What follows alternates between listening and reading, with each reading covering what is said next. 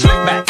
No, no, slick back. That's what I said. Slick back. No, nigga, I'm a pimp named Slick back. Pimp named Slick back. Pimp named Slick back. Nigga, are you deaf? I'm a pimp named Slick.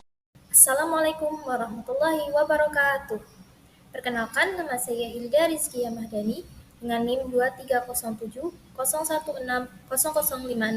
Prodi Psikologi, Fakultas Psikologi Kesehatan UIN Wali Songo, Semarang. Kali ini saya akan mengangkat judul psikoedukasi tentang kasus skizofrenia. Kalian pernah kan melihat ini? Tahu ini? Biasanya kita menemukannya di jalanan kan?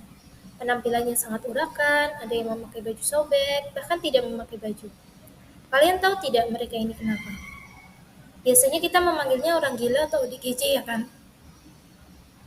ODGJ sendiri merupakan singkatan dari orang dalam gangguan jiwa. Kebanyakan dari mereka mengalami gangguan jiwa berat, salah satunya skizofrenia. Apa sih skizofrenia itu? Skizofrenia adalah sekelompok gangguan psikotik dengan distorsi khas proses pikir. Kadang-kadang mempunyai perasaan bahwa dirinya sedang dikendalikan oleh kekuatan dari luar dirinya. Waham yang kadang-kadang aneh, gangguan persepsi, afek abnormal yang terpadu dengan situasi nyata atau sebenarnya, dan autisme. Penyebab skizofrenia ada 4. 1. Faktor genetik dan lingkungan. Gangguan skizofrenia dapat dipicu oleh faktor genetik atau keturunan. Apabila salah satu keluarga menderita skizofrenia, maka orang tersebut berisiko tinggi mengalami hal serupa. 2. Perbedaan struktur otak. Gangguan skizofrenia diduga berkaitan dengan perbedaan struktur otak dengan orang normal. 3. Masalah keseimbangan kimia di otak. Gangguan skizofrenia dipicu oleh ketidakseimbangan kadar hormon dopamin dan glutamat. 4. Penggunaan obat-obatan tertentu. Gangguan skizofrenia dapat disebabkan oleh obat-obatan tertentu seperti narkotika. Tipe-tipe skizofrenia menurut ICD-10. 1. Skizofrenia paranoid. Gangguan utamanya adalah delusi atau halusinasi terhadap ketakutan tertentu. 2. Skizofrenia hebefrenik. Pembicaraannya kacau, tertawa-tawa aneh, menangis, menarik diri secara ekstrim. Ketiga, skizofrenia katatonik. Kondisi yang paling langka. Biasanya terjadi gerakan secara tiba-tiba. 4. Skizofrenia tak terinci. Tidak memenuhi kriteria skizofrenia yang telah disebutkan. Kelima, skizofrenia residual. Kalian tidak pernah mengalami satu episode skizofrenia sebelumnya, dan saat ini gejala tidak menonjol. 6. Depresi pasca skizofrenia. 7. Skizofrenia simplex. 8. Skizofrenia lainnya. 9. Skizofrenia yang tak tergolongkan. Gejala skizofrenia dibagi menjadi 3, yaitu gejala positif, gejala negatif, gejala kognitif. Gejala positif terjadi perubahan tingkah laku dan pikiran, seperti berhalusinasi, melihat, mendengar, mencicipi sesuatu yang sebenarnya tidak ada. Gejala negatif, timbulnya sikap apatis dan menarik diri dari lingkungan, merasa hampa dan tidak termotivasi melakukan apapun. Pada gejala kognitif, lebih sulit untuk dilihat. Pada umumnya, gejala ini menimbulkan kesulitan melakukan kegiatan sehari-hari. Contohnya adalah kesulitan dalam berkonsentrasi. Indonesia sendiri menempati urutan pertama penderita skizofrenia dengan daily rate 321.870. Dan pria lebih rentan mengidap skizofrenia daripada perempuan. Menurut WHO, pada tahun 2016, penderita skizofrenia sebanyak 21 juta di dunia. Di Indonesia sendiri penderitanya mencapai 400.000 orang, dan kebanyakan tidak mendapatkan penanganan yang semestinya. Penderita skizofrenia sering mengalami pelanggaran hak asasi manusia, baik di dalam institusi kesehatan mental maupun di lingkungan komunitas. Stigma terhadap penderita kondisi ini sangat kuat dan meluas, menyebabkan pengucilan sosial dan berdampak pada hubungan mereka dengan orang lain, termasuk keluarga dan teman. Hal ini berkontribusi terhadap diskriminasi yang pada gilirannya dapat membatasi akses terhadap layanan kesehatan umum, pendidikan, perumahan, dan pekerjaan. Skizofrenia tidak dapat disembuhkan, hanya bisa ditekan gejalanya dengan konsumsi obat-obatan yang diresepkan oleh dokter jiwa atau psikiater. Terdapat beragam pilihan perawatan yang efektif untuk penderita skizofrenia, termasuk pengobatan, psikoedukasi, intervensi keluarga, terapi kognitif perilaku, dan rehabilitasi psikososial, misalnya pelatihan kecakapan hidup. Pendekatan yang berorientasi pada pemulihan memberikan masyarakat hak untuk mengambil keputusan mengenai pengobatan sangat penting bagi penderita skizofrenia dan juga bagi keluarga dan atau pengasuh mereka. Tidak sedikit para penderita skizofrenia yang mengalami diskriminasi, pemasungan, bahkan pelecehan seksual. Bentuk-bentuk perilaku penghindaran oleh masyarakat terhadap penderita skizofrenia, yaitu masyarakat lebih memilih untuk tidak berdekatan dan berlari apabila kebetulan bertemu dengan penderita skizofrenia. Bentuk perilaku pelecehan terhadap penderita skizofrenia ditampilkan antara lain dengan mengejek, dijadikan bahan lelucon, atau bahkan dilempari dengan batu. Bentuk perilaku yang menunjukkan diskriminasi pada penderita skizofrenia antara lain tidak memberikan kesempatan bekerja dan termasuk juga orang tua yang mengajarkan pada anaknya bahwa penderita skizofrenia berbahaya, mendeskripsikan mereka sebagai orang yang tidak baik sehingga harus dihindari. Terapi untuk skizofrenia. 1. CBT atau Cognitive Behavior Therapy.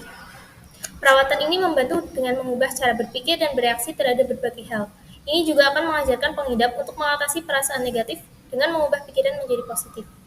2. Terapi obat-obatan. Untuk menangani halusinasi dan delusi, dokter akan meresepkan obat antipsikotik dalam bentuk minum atau suntik. Obat ini dapat mengurangi gejala seperti delusi, halusinasi, sulit berkonsentrasi, serta rasa cemas dan bersalah. Contoh dari obat antipsikotik antara lain chlorpromazine, haloperidol, fluphenazine, aripiprazol, clozapine, paliperidon, olanzapine, dan risperidon. 3. Transcranial Magnetic Stimulation atau TMS. Terapi yang mengalirkan gelombang elektromagnetik ke otak. Terapi ini dilakukan dengan menempelkan alat khusus yang mengalirkan gelombang tersebut di kepala pasien tanpa tindakan bedah. 3. Psikoterapi. Psikoterapi bertujuan agar pasien dapat mengendalikan gejala yang dialaminya. Terapi ini akan dikombinasikan dengan pemberian obat-obatan. 5. Terapi elektrokonvulsi. Pada terapi elektrokonvulsi, pemberian listrik kecil ke otak untuk memicu kejang singkat yang terkendali. Terapi ini digunakan bila obat-obatan tidak efektif dalam meredakan gejala. Skizofrenia tidak memiliki pendukung sebanyak penyakit lain.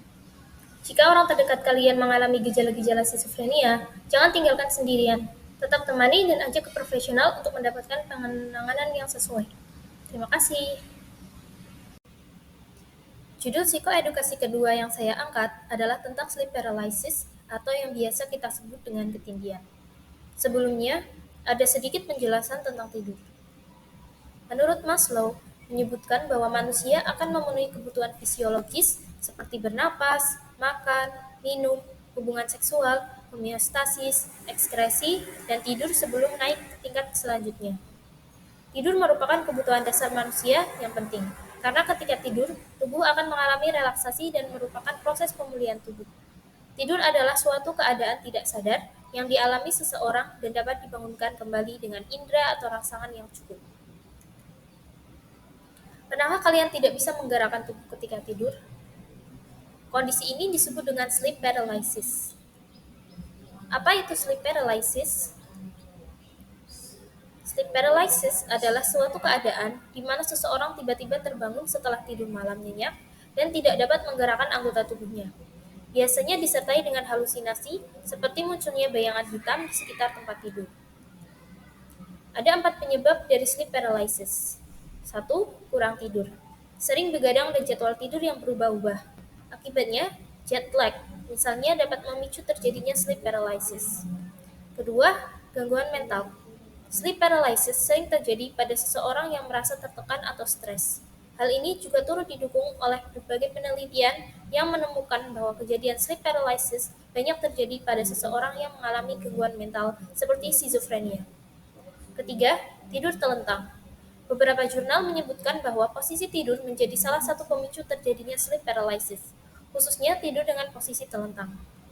Keempat, masalah tidur. Gangguan tidur seperti narkolepsi dan kaki yang tiba-tiba kram di malam hari dapat mengganggu tidur yang sudah memasuki fase REM, sehingga berpotensi menyebabkan mengalami sleep paralysis. Ada setidaknya 4 gejala dari sleep paralysis, yaitu 1. Kesulitan bernapas karena dada terasa sesak. 2. Tidak mampu bergerak atau berbicara. 3. Terjadi saat seseorang sedang memasuki atau keluar dari fase tidur rapid eye movement atau REM. 4. Perasaan takut atau kecemasan yang intens. Menurut medis, ketindihan atau sleep paralysis terjadi karena kerja otak dan otot tubuh tidak berlangsung selaras. Otot tubuh ingin bangun dari tidur, tapi otak masih lumpuh, sehingga belum siap mengirimkan sinyal untuk menggerakkan anggota badan. Sleep paralysis bukan disebabkan oleh gangguan makhluk gaib ya, ada penjelasan medis yang menyertai kondisi ini. Stres menjadi penyumbang terbesar seseorang mengalami sleep paralysis, sehingga menyebabkan gangguan tidur. Gangguan tidur yang berkepanjangan mengubah siklus tidur biologis, menurunkan daya tahan tubuh, mengurangi kinerja, dan menyebabkan lepas marah, depresi, konsentrasi yang buruk, dan kelelahan yang dapat mempengaruhi keselamatan orang lain maupun diri sendiri. Sleep paralysis sangat mempengaruhi kualitas tidur. Ketika bangun, tubuh tidak merasa bugar dan malah merasa lelah karena mengalami mimpi buruk. Sleep paralysis menyebabkan kelumpuhan tidur. Rasa takut saat berlangsungnya sleep paralysis sangat berefek pada kesehatan mental. Pencegahan sleep paralysis antara lain mengurangi stres, konseling trauma, berolahraga, jaga pola dan jadwal tidur rutin, tidur yang cukup. Meskipun sleep paralysis ini biasa terjadi dan dialami oleh semua orang, tetapi gangguan tidur ini patut diwaspadai. Pasalnya, sleep paralysis bisa juga merupakan pertanda narkolepsi atau serangan tidur mendadak tanpa tanda-tanda mengantuk, sleep apnea atau mendengur, kecemasan, atau depresi.